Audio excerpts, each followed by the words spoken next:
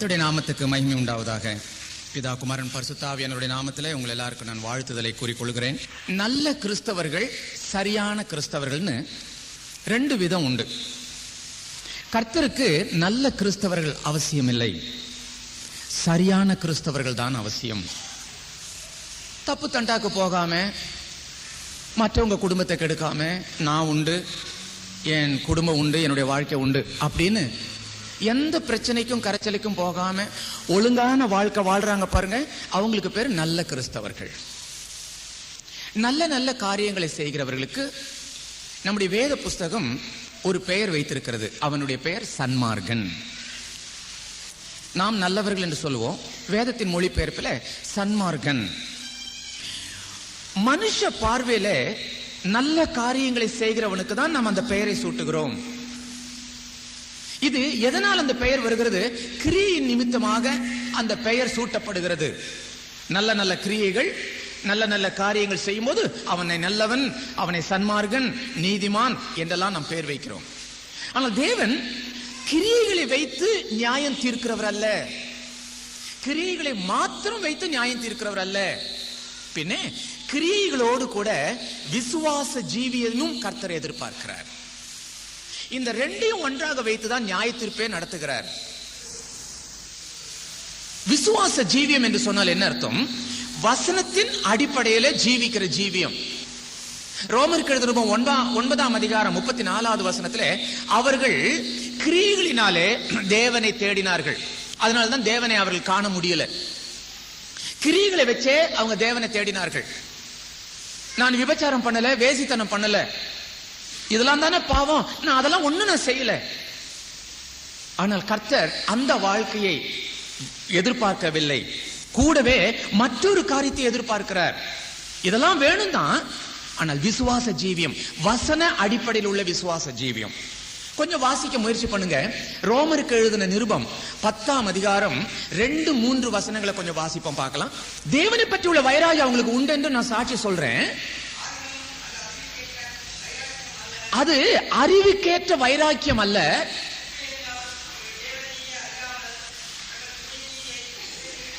அவர்கள் தேவ நீதியை தேடாமல் தங்களுடைய சுய நீதியை தேடினார்கள் என்று சொல்றாரு. அந்த வசனத்துல பவுல் அப்படி சொல்றார். தேவ நீதி வேற, சுய நீதி வேற. சுய நீதி என்று சொல்லப்படுகிறது தான் நற்கிரியைகள்.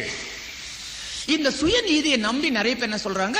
எங்களுக்கு இது போதும், இந்த வாழ்க்கை போதும், நான் வேசித்தனம் பண்ணவில்லை, பாவம் செய்யவில்லை, விபச்சாரம் செய்யவில்லை. ஆனால் கர்த்தர் அதை அங்கீகரிக்கல.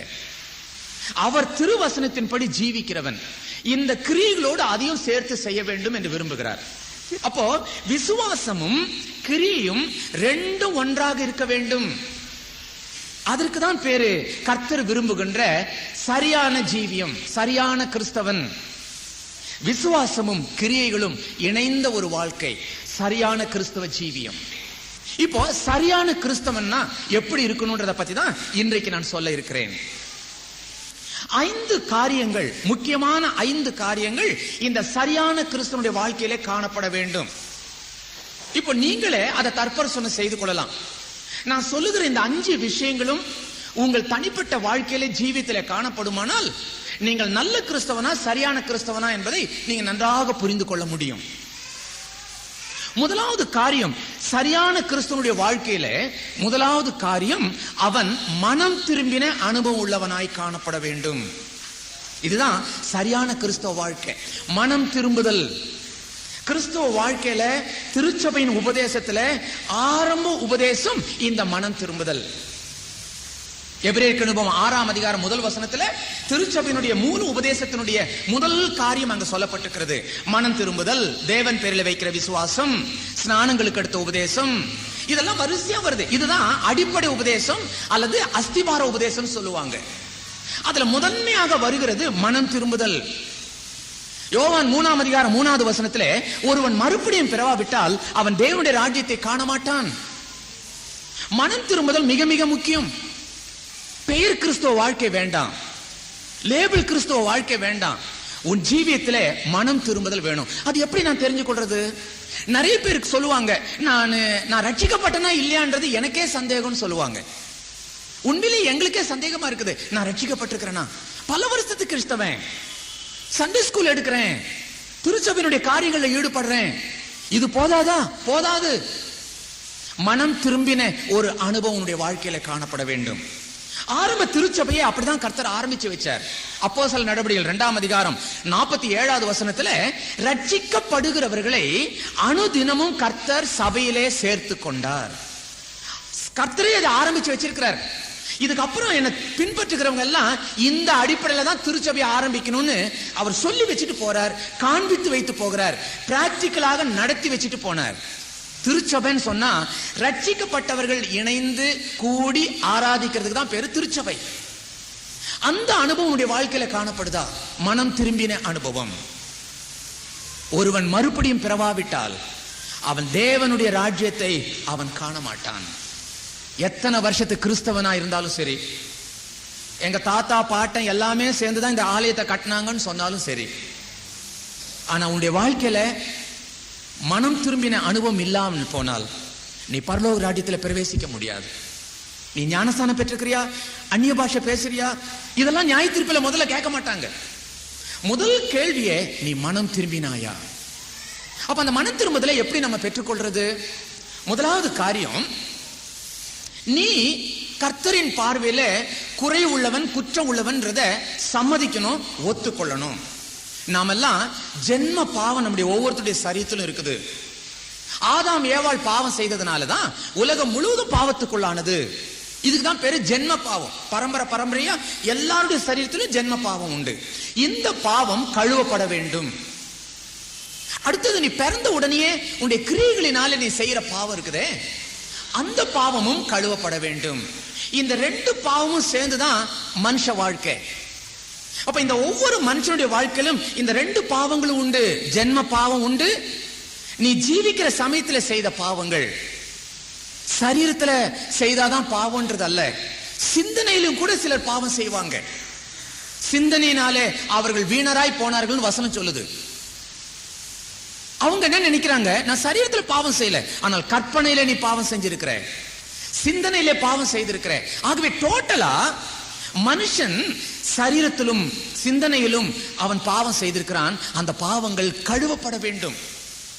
அதுக்குதான் பாவம் மன்னிப்பு பெறத்துக்கு மனுஷங்கிட்ட போக கூடாதுன்னு சொல்றது. ஏன்? எந்த மனுஷனும் பாவியே, இயேசு ஒருவர் தான் உன் பாவத்தை மன்னிக்க முடியும். ஏன்னா அவர் தான் உயிரோடு இருக்கிறார். மற்ற பரிசுத்தவான்கள் எல்லாம் நல்லவங்க தான், ஆனா அவங்க உனக்கு எந்த காரியத்தையும் செய்ய முடியாது. ஏன்னா அவங்க செத்து போனவர்கள். எவ்வளவு பெரிய செயிண்டா இருந்தாலும் அவங்க செத்து போனவங்க, அவங்களால எந்த கிரியும் செய்ய முடியாது. வசனம் அப்படிதான் சொல்லுது. பிரசங்கினுடைய புஸ்தகம் 9ஆம் அதிகாரம் 5வது வசனம், யோபனுடைய புஸ்தகம் 14ஆம் அதிகாரம் எல்லாம் தெளிவா சொல்லுது. சங்கீத புஸ்தகம் 88 10வது வசனம் என்ன சொல்லுது? செத்தவர்கள் பெயர் முதலாய் மறக்கப்பட்டிருக்கிறது, இனி அவர்களால எந்த பலனும் இல்லைன்னு சொல்லப்பட்டிருக்குது. இனி செத்தவர்களால எந்த பலனும் இல்லை, செத்தவர்கள் மூலமாய் நீர் அற்புதம் செய்வீரோ என்று வசனம் சொல்லுது. ஆகவே மரித்து போனவர்கள் உன் பாவத்தை மன்னிக்க முடியாது, உனக்காக அவர்கள் பரிந்து பேசவும் முடியாது. அப்ப யார் நமக்காக பரிந்து பேசுறது? இயேசுவை தான் கர்த்தர் அதுக்காக அனுப்பி இருக்கிறார். 1 தீமோத்தேயுடைய புஸ்தகம் 2ஆம் அதிகாரம் 5-6 வசனம் சொல்லுது, தேவனுக்கும் மனுஷனுக்கும் மத்தியஸ்தன் ஒருவரே, அவர் இயேசு கிறிஸ்து. பரிந்து பேசுகிறவர் இயேசு. உனக்காக எனக்காக அவர் பரிந்து பேசிக் கொண்டிருக்கிறார். ஆகவே மீடியேட்டர், தேவனுக்கும் நமக்கும் உள்ள மத்தியஸ்தர், மீடியேட்டர் இயேசு போதும்.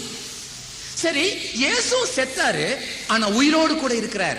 அதனால்தான் ஜீவிக்கிற தேவனிடத்துல நாம் பாவ மன்னிப்பை பெற்றுக்கொள்ள போக வேண்டும், அவரிடத்துல பேச வேண்டும், அவரிடத்துல ஜெபிக்க வேண்டும். அந்த இயேசு அதுக்காகவே இந்த உலகத்திலே வந்து தன்னுடைய ரத்தத்தை சிந்தினார். அந்த இயேசுவின் ரத்தம் தான் சகல பாவத்தையும் கழுவி சுத்திகரிக்கும். 1 யோவான் 1ஆம் அதிகாரம் 7வது வசனம், இயேசுவின் ரத்தம் சகல பாவத்தையும் கழுவி சுத்திகரிக்கிறது. அப்போ இயேசுவின் ரத்தத்தினாலே கழுவப்பட்டால் நீ ரட்சிக்கப்படுவாய். உனக்கு அந்த மனம் திரும்புதலின் சந்தோஷம் உனக்கு கிடைக்குது. அது எப்படி நம்ம பெற்றுக்கொள்றது? முதலே சொன்னேன், நான் பாவி என்று ஒத்துக்கொள்ள வேண்டும். தேவ பார்வையில நான் குற்றவாளி என்று ஒத்துக்கொள்ள வேண்டும். சரி, அடுத்தது நான் என்ன செய்யணும்? அறிக்கை செய்யணும். யாருகிட்ட? இயேசு கிட்ட அறிக்கை செய்யணும். என்ன அறிக்கை செய்யணும்? உன் பாவத்தை வெளிப்படையாக ஓப்பனாக சொல்லணும். சும்மா டோட்டலா பாவின்னு சொல்லக்கூடாது. என்ன பாவம் செஞ்சேன், ஞாபகத்துல வரத மாத்திரம் செஞ்சா போதும், அறிக்கை செஞ்சா போதும். ஞாபகத்துல வராததை குறிச்சு நீ கவலைப்பட வேண்டாம். ஆனா யோசனை செய்து பார்த்து எது எது கர்த்தருடைய மனசை வேதனைப்படுத்தி இருக்குது, எப்படி நீ பாவி என்பதை ஒத்துக்கொண்டன்றதை கர்த்தருக்கு சொல்லணும். ஆமாண்டவரே, இந்த காரியம் பாவம் செய்திருக்கிறேன், உம்முடைய மனசை பலமுறை நான் துக்கப்படுத்தி இருக்கிறேன், உம்முடைய வசனத்தின்படி நான் ஜீவிக்கவில்லை, என் பார்வையிலே தவறு உண்டு, என்னுடைய சிந்தனையிலே தவறு உண்டு, என்னுடைய பேச்சிலே சில மனசை நான் வேதனைப்படுத்தி இருக்கிறேன். இப்படி என்னென்ன விதத்துல கர்த்தருடைய வசனத்துக்கு விரோதமா இருக்கிறன்றதை பார்த்து நீ பாவி என்பதை அறிக்கை செய்ய வேண்டும் என்றால் உன் பாவம் மன்னிக்கப்படும். நீ அவரை அந்த இயேசு எனக்காகவே சிலுவையில் அறையப்பட்டாருன்னு நீ விசுவாசிக்கணும். யோவான் எழுதின சுவிசேஷம் 1 அதிகாரம் 12வது வசனத்துல அவருடைய நாமத்தின் மேல் விசுவாசம் உள்ளவராய் அவர் ஏற்றுக்கொண்டவர்கள் எத்தனை பேர்களோ அத்தனை பேர்களும் தேவனுடைய புத்திரர்கள் ஆகிறாங்க. இதுதான் தேவன் எழுதி வைத்த சட்டம். எத்தனை பேர்களோ அத்தனை பேர்களும் நம்புகிறவர்கள், இயேசு எனக்காக தான் மரித்தார் என்று நீ எந்த மதத்தில் இருந்தாலும் சரி, இதை நீ நம்பினால் உனக்கு ரட்சிப்பு, உனக்கு பாவத்திலிருந்து விடுதலை, உன் பாவங்கள் கழுகப்படுகிறது. இந்த அனுபவம் வாழ்க்கையிலே காணப்பட வேண்டும். அப்போ சரியான கிறிஸ்தவன் என்று சொன்னா அவன் மனம் திரும்பி இருக்க வேண்டும். இரண்டாவது, சரியான கிறிஸ்தவன் என்று சொன்னா அவனுடைய வாழ்க்கையில சாட்சியை காட்டப்பட வேண்டும். சரியான கிறிஸ்தவர்கள் இதை புரிந்து கொள்ளணும். சாட்சி உண்டா உன்னுடைய வாழ்க்கையில. இப்ப நீ இயேசுவை ஏற்றுக்கொண்ட, ரட்சிக்கப்பட்டுட்ட, மனம் திரும்பிட்ட, ஆனா உன்னுடைய வெளி ஜீவியத்துல அந்த சாட்சியை காமிக்கலனாக்கா எல்லாரும் என்ன சொல்லுவாங்க? நீ மனம் திரும்பிட்ட, இன்னும் அதே மாதிரிதான் நீ ஜீவிக்கிற, அதே மாதிரிதான் உன் கையில அந்த மாதிரி ஆபாச புஸ்தகம் இருக்குது, நீ என்ன மனம் திரும்பிட்ட கேட்பாங்களே. அப்ப மனம் திரும்பிய வாழ்க்கையில இப்படிப்பட்ட ஒரு மாற்றங்கள் காணப்படணுமே. ஜீவியத்துல அந்த மாற்றம் காணப்படலைன்னாக்கா நீ சரியான கிறிஸ்தவன் அல்ல, பெயர் கிறிஸ்தவன் தான். உன் சொந்த வீட்டுக்குள்ளே சாட்சி, உன் ஜீவியத்துக்குள்ளே சாட்சி, அப்பா மகனுக்குள்ளே சாட்சி. பெற்றவர்களை பிள்ளைகள் மதிக்கணும்னாக்கா பெற்றவங்களுடைய ஜீவியத்துல சாட்சி இருக்கணும். ஏன்? பிள்ளைகளுக்கு பெற்றோர்கள் தான் வாழ்க்கை, பெற்றோர்கள் தான் உலகமே. அந்த பெற்றோருடைய வாழ்க்கையில உள்ள குறைவுகளை பார்த்தேன்னாக்கா பிள்ளைகளும் அதை கடைபிடிக்கும்.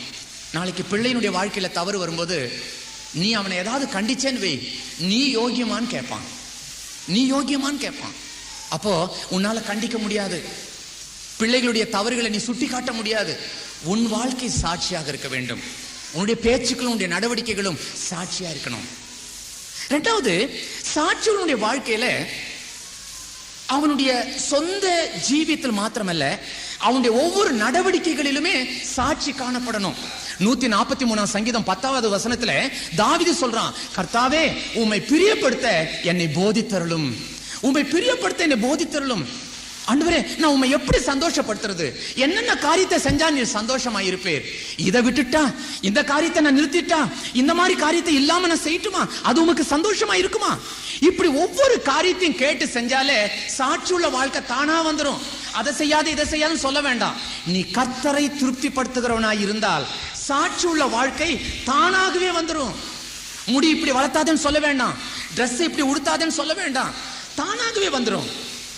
அமெரிக்காவில் ஹூஸ்டன் நகரத்துல அங்க இருக்கிற எல்லா சிஎஸ்ஐ கிறிஸ்தவர்களுக்கு, அமெரிக்கா ஸ்டேட்ல இருக்கிற அத்தனை 14 ஸ்டேட் நினைக்கிறேன், அத்தனை ஸ்டேட்ல இருக்கிற அத்தனை கிறிஸ்தவர்களுக்கும் தியான கூட்டம் 3 நாள் வச்சிருந்தாங்க. அந்த தியான கூட்டத்துல பல விஷயங்களை குறித்து 3 நாளும் தியானங்கள் நடந்தது.